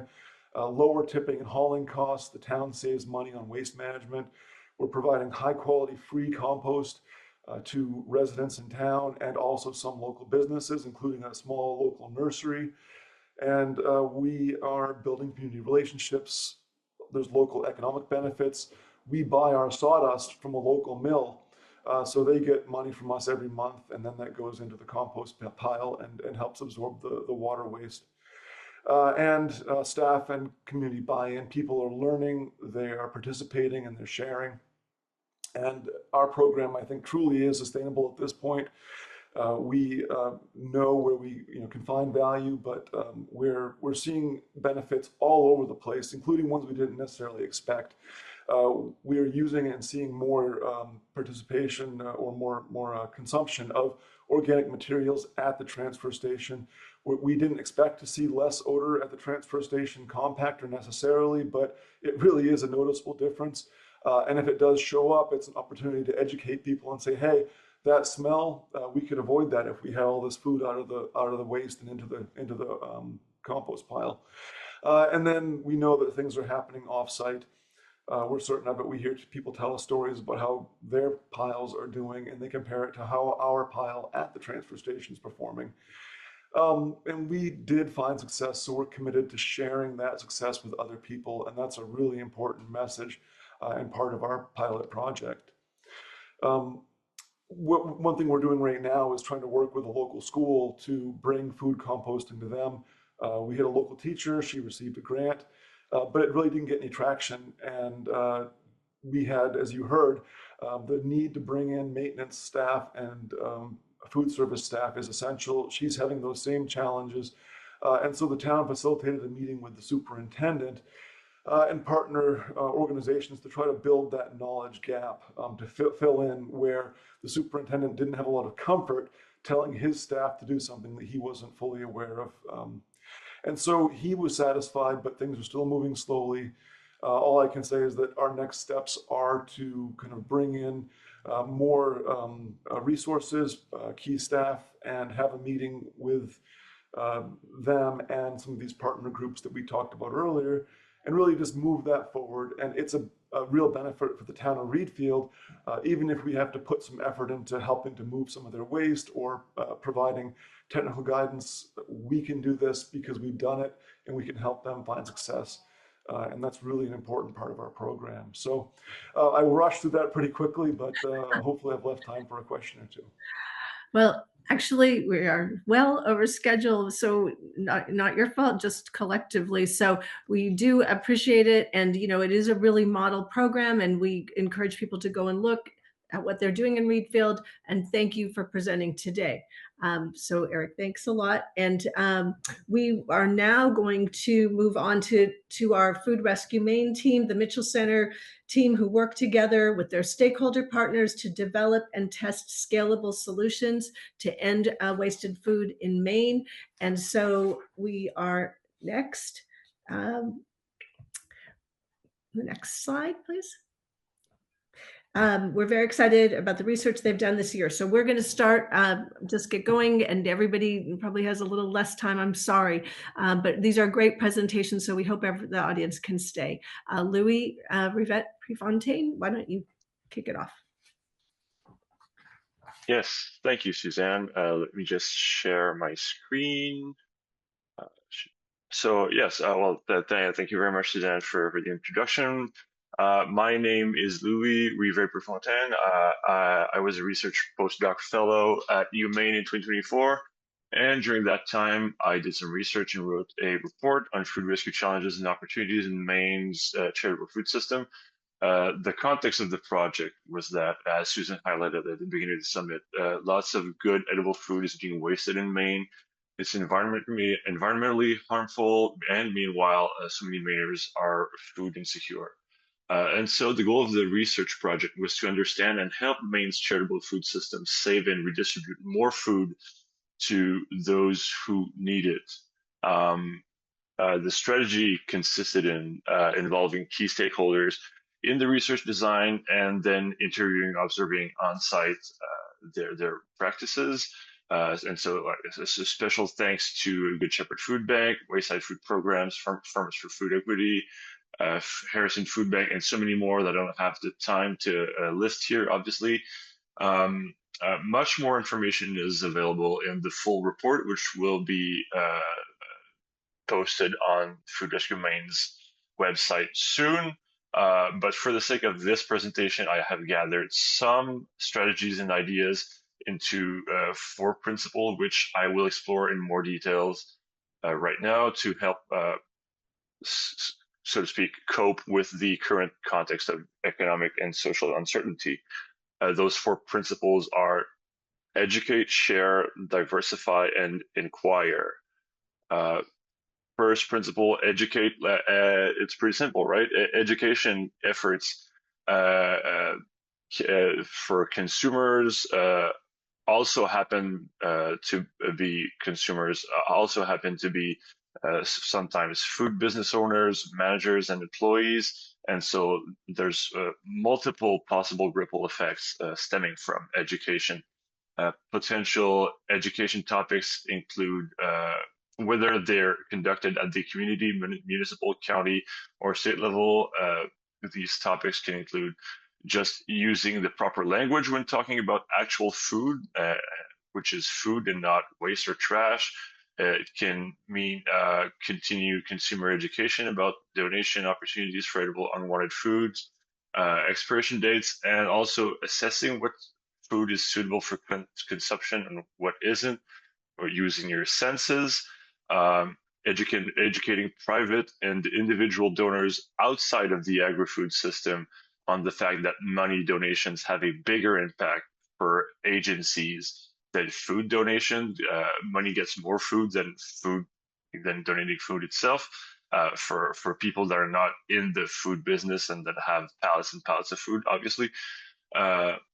And lastly, maintaining and expanding efforts to educate businesses on the advantages of food donations, whether it's saving on hauling costs, corporate responsibility, optimizing food management, etc. Second principle, sharing in an environment where everybody's under financial stress and where sustainability, let alone growth of your organization, food pantry, food bank, is hard to achieve. Collaboration initiatives between agencies become all the more important. This can mean trading wanted and unwanted foods, or in other words, one agency's trash is another agency's treasure. It can also mean sharing resources like kitchen equipment or processing or transportation. It can also mean agencies that can pool funds together to acquire such resources. Another important strategy can be harnessing public or community infrastructure such as gymnasiums, community centers, schoolyards as local hubs for food rescue, distribution, education, etc. Diversification is also paramount in the current landscape. Diversifying in terms of food sources, Good Shepherd Food Bank is a crucial organization in and of itself, and so are their corporate partners. But beyond Good Shepherd and their partners, there is still yet lots of food to be tapped in, food surpluses to be tapped in out there. So smaller stores, butcher shops, trucking companies, as Don so aptly mentioned earlier. But it's also diversification in financial terms too. So to put it simply, ensuring a charitable food agency stays afloat means ensuring less food is landfilled and more food goes to those who need it most. And so in the current socioeconomic landscape, income diversification is paramount. Diversification in terms of income can stem from, instead of writing grant applications, relying on the combination of other strategies such as commercial practices. So, garage sales with donated items, or full-fledged thrift stores, as we've seen in the state with much success, or space lending for underutilized agency spaces. Fundraising, whether it's from individuals, businesses, or foundations, is also a crucial option. And fundraising will benefit from branding and public relations effort, as well as seeking visibility on traditional and social media, and also catering to donors and nourishing positive personal relationship with donors can really go a long way, as we've noticed during the research. And lastly, inquire about the people you serve as an organization. So, offering food that's relevant to people that we're trying to serve at the right times, the right spaces, ensures that as much food as possible goes to people who need it before it is wasted. In other words, it's about making the most out of what we have. So it's very valuable to know, to get to know who is or isn't accessing services and why, what do they or can they eat, where they're able to go, and when are they looking for food. There's much more information available in the report that will be soon posted on the Food Rescue MAINE website, as I mentioned previously. And now it's time to hand over to Megan Soberlick for her presentation. Megan? Okay. There we go. Thank you. So I'm Megan Soberlick. I'm an undergraduate economics student at UMaine. So yeah, this year I've worked with my advisor, Travis Blackmare, on a municipal food waste study. If you want to go to the next slide.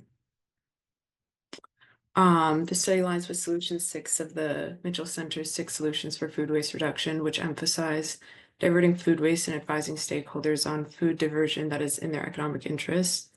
Working with Maine municipalities, our goal was to collect data on quantitative and qualitative aspects of town waste management across Maine through 2021 to 2023 in order to analyze the best practices for waste management, including food waste diversion. I want to do next slide. So first, created a questionnaire requesting town waste and cost data between 2021 and 2023. And then we reached out to representatives from AgriCycle and Garbage to Garden, who we want to thank for providing data on curbside food waste tonnages for these towns. And then we compared the outcomes of town food waste programs to their MSW costs and had follow-up meetings with towns to confirm and discuss our data. Next slide. In this graph, so each town is assigned a coded number to remain anonymous, but we compared drop-off programs, which is the blue bar, town-funded services typically provided by Garbage to Garden or AgriCycle, who pick up totes and buckets set at town locations where residents can drop their food waste off, to curbside programs, the orange bar, which are subscription-based and paid by the household. So we found curbside is much more expensive than drop-off programs. Residents are paying roughly $350 per ton to divert their food waste. This high willingness to pay for food waste collection reflects a strong residential interest in food waste diversion, and towns can meet this interest at lower costs by implementing more drop-off locations or further promoting their existing drop-off locations. Oh, right, yes, so curbside is actually the blue bar and drop-off is the orange bar. So next slide. Then we compared how much towns paid to divert their food waste in 2023 to how much they would have paid if that food waste were charged as municipal solid waste. The town's total food waste costs, which is the blue bar, are compared to the expected costs for MSW, including tip and haul, applied to their food waste tonnages, the orange bar. So towns are spending less money by diverting their food waste instead of throwing it away to be charged as trash. Food waste diversion is around 43% cheaper than sending food to the landfill. The highest savings from Town 21, showing their drop-off program to be 64% cheaper than the food waste expected garbage costs. Next slide. And I think we're going to skip this one for time, actually. So next we analyzed towns with pay-as-you-throw programs where residents are charged by the bag for their trash, working as an incentive to divert food waste as well as reduce waste overall. Comparing the food waste diverted per ton per 1,000 people, we have tonnages for non-pay-as-you-throw towns on the left and tonnages of diversion from pay-as-you-throw towns on the right. Pay-as-you-throw towns diverted 3 tons more food waste per 1,000 people. This implies that pay-as-you-throw towns might see lower costs with food waste diversion programs as residents divert food waste from the waste haul stream at higher rates. And last slide. So here we see drop-off food waste diversion from 2021 to 2023, which grew for every town we collected data from. Town 21 has the highest food waste diversion, diverting around 10 tons per 1,000 people in 2021 and reaching 12.8 in 2023, a 29% increase in 2 years. Town 19 grew new program by 314% in these 2 years. This progression overall in food waste diversion across towns demonstrates that there is a rising participation in a sustainable practice with realized cost savings. Yeah, that's the slide. And then who's next? Catherine. Thank you, Megan. So in addition to Megan's important work, we can also reduce food waste even earlier in its life cycle through communication efforts. And I am the communication and education intern for the Food Rescue Maine team, as well as an undergraduate student at the University of Maine studying ecology and environmental science and journalism. Next slide, please. So why does this matter? According to the Refed Insight Engine, which you saw earlier, the state of Maine could save about $120 million a year by changing consumer environments and behaviors. And as Congresswoman Pingree mentioned, consumer education is an absolutely critical part of this. It's things like how to plan meals, manage leftovers, and when to ignore versus follow date labels. Next slide, please. So my work has been focused on increasing wasted food education and outreach in the state of Maine. And we chose to focus on our social media activity because research shows that it is the younger generations that tend to waste the most food. And this is also the demographic that we can reach via social media. And our other strategy was to upgrade Food Rescue Maine's website, which, as you've heard many times today, contains all of our resources, and we've made it more user-friendly as well. Next slide, please. So in terms of our social media strategy, we realized pretty quickly that holidays were the perfect time to post about wasted food for two reasons. First, because these holidays tend to include events with a lot of food, so thus more wasted food. So we have the potential to make a greater impact there, and because people seem to be paying more attention, probably wondering what to do with all of those leftovers. We also experimented with Reels, which is Instagram's term for short videos, as opposed to written posts, and we made sure to keep our stakeholders up to date with our posting to strengthen our network within the state of Maine. Next slide, please. So while using these strategies, we reached over 10,000 people, which represents a 778.5% increase as compared to the same time period last year. And I'd like to take a moment to just thank all of our stakeholders who have reposted our content. It really does take a community to build wasted food education. Next slide, please. These are our posts that have received the most views, including our post at Thanksgiving, which hopefully, if I've set this up right, we should be able to play briefly, but we'll see if that's possible.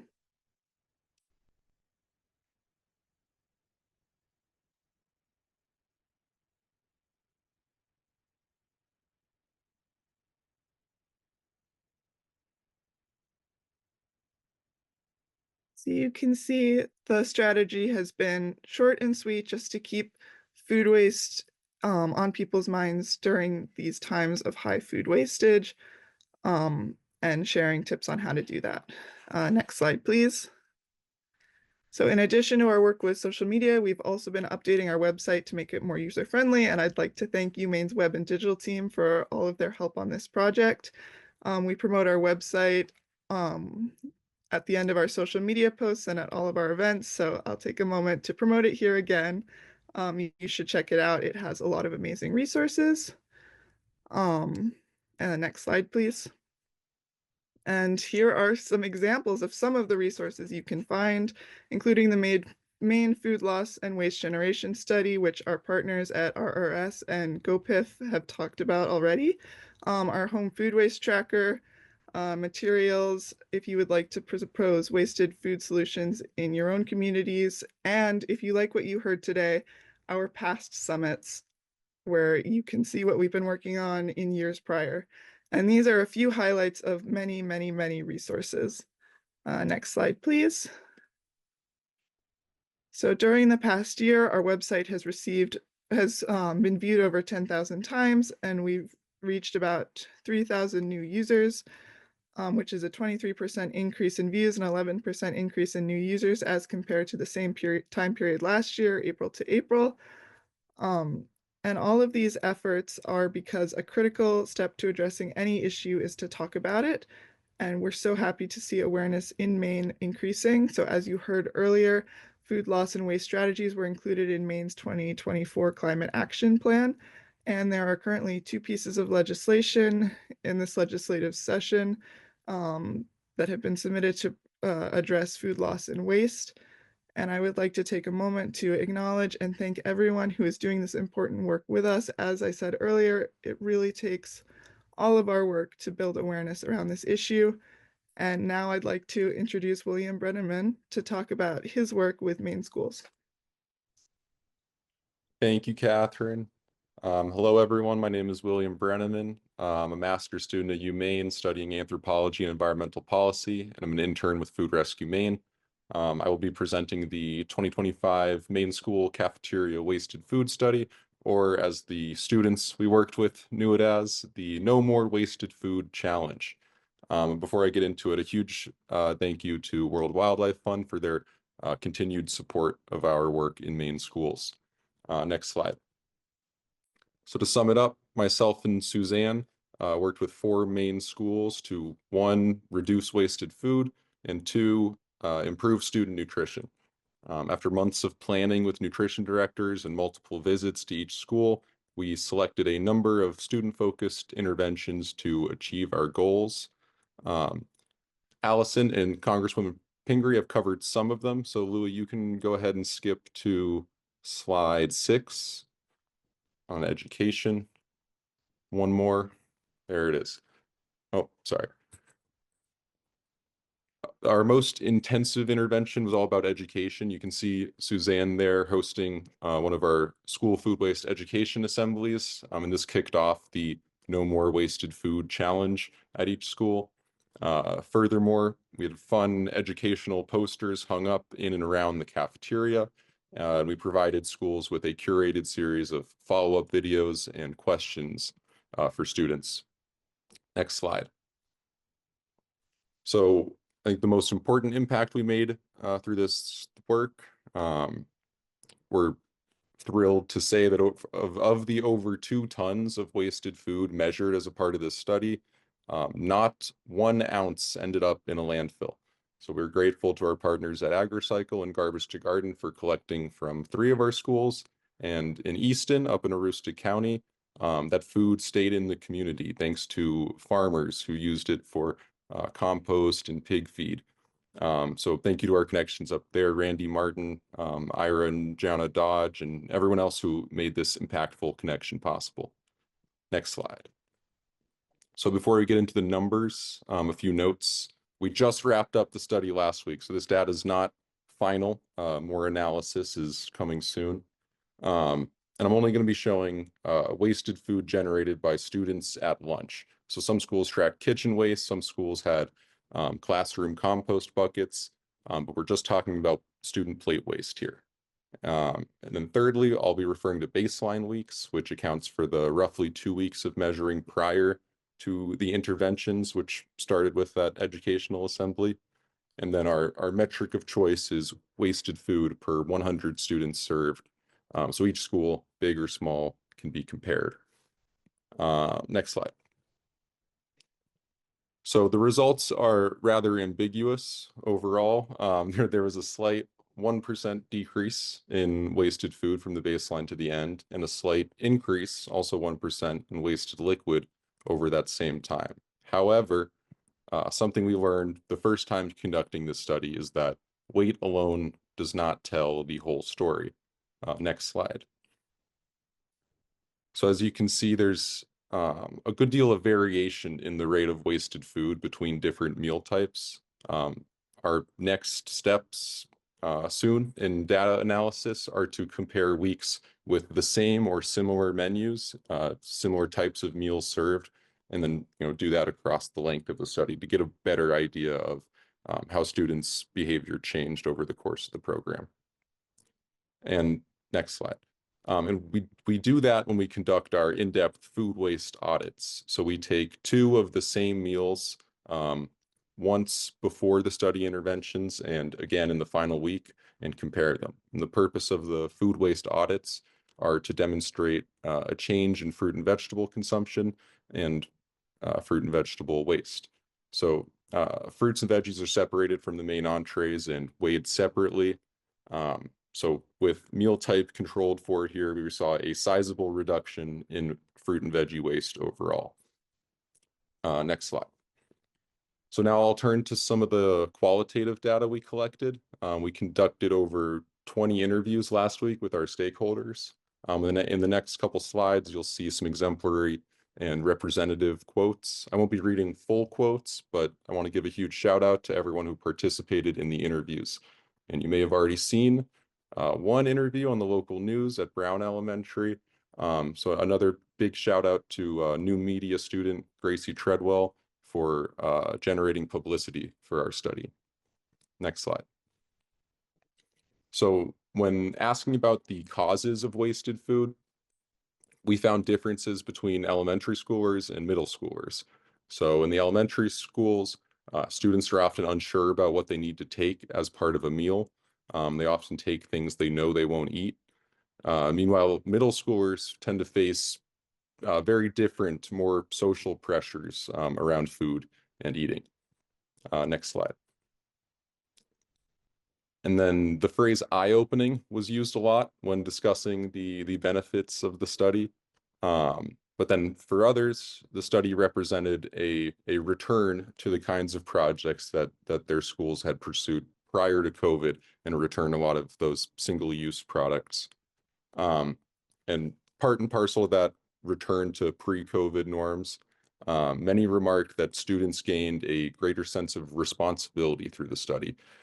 Suzanne told me a story of one student when seeing the new silverware in the cafeterias, shouting, "They trust us again." I thought that really sums up the impact quite well. Next slide. So the sorting stations and then the share basket and community fridge, these emerged as the most effective interventions through our discussions.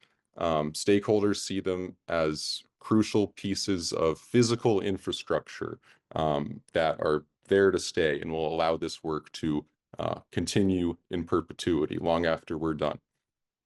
And next slide. So for the kitchen and custodial staff, many were surprised to see their work experiences actually improve thanks to this work. So the student sorting station makes trash bags lighter, as Allison alluded to. It makes trays easier to clean. And all of this allows these folks to pursue their other goals in the cafeteria, such as furthering that transition to reusables. And next slide. So going forward, Catherine and I have been working on a toolkit to enable as many schools in Maine as possible to do this work for themselves. And the main reason for the toolkit is that an overwhelming response to the question of, is this something more Maine schools should implement, is yes. And I wanted to end my talk with a clip from our interview with Brown Elementary Principal Beth Kellogg, who sums up the benefits of the project and brings our focus on economics full circle. So I hope you can hear this. I don't know. Okay, I can hear it. Lily, could you try stopping sharing and then resharing, but clicking that share sound button in the corner? Oh, you were hearing it? Was anyone else? No. Okay. You might want to paraphrase. All right. Also, I'll sum up Beth's comments. But she talked about how, as we talked about at the beginning, during this time of widespread budget cuts, this program costs schools very little and has major potential for cost savings down the road. I don't know if you want to try it again, Louis, but that's all I have. Okay.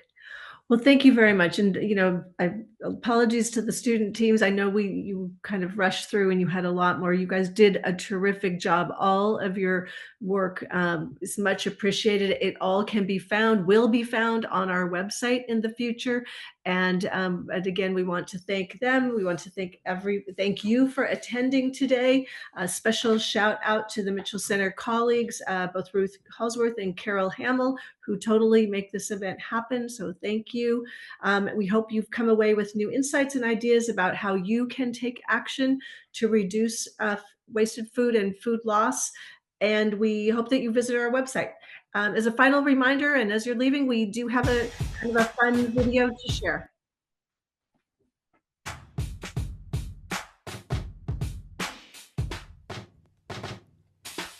As I sat round the table, I heard someone say, food waste is here for good, there's no other way. What can one person do, or even a community? Waste, I'm afraid, is an inevitability. Well, I swiftly objected and politely in rhyme suggested some actions worth his effort and time.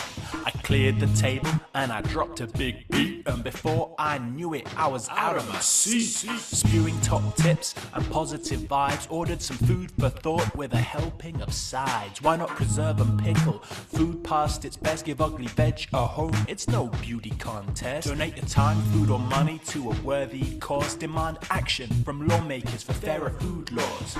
Use a meal planner for your trips to the shop. Go easy on portion sizes, know when enough is enough. But your mouth can do more than just chew on your food. It can spread the word to the world, there's more we can do. Demand action locally, run a food waste event, a campaign or a party, let your ideas ferment. Or you can start in your kitchen, closer to home, give batch cooking a try if you're living alone. Turn your scraps into stock, don't let vegetables rot. Cook from root to fruit, and what's left we can compost. Store food like a pro, practice the art of FIFO. Expiration dates are guidelines, sniff before you throw. Food waste is a choice, far-reaching impacts. When thousands go hungry, we surely must act. Wasted land and resources, effort and time. Food waste emissions, they continue to rise. So you can despair, give in, place your head in the sand. But we have the power to change in each of our hands. So if I may, I don't accept what you say. Take your pick of the actions I've laid out today. Better still, do the lot and we will do it together. We've made a small start, but we can certainly do better.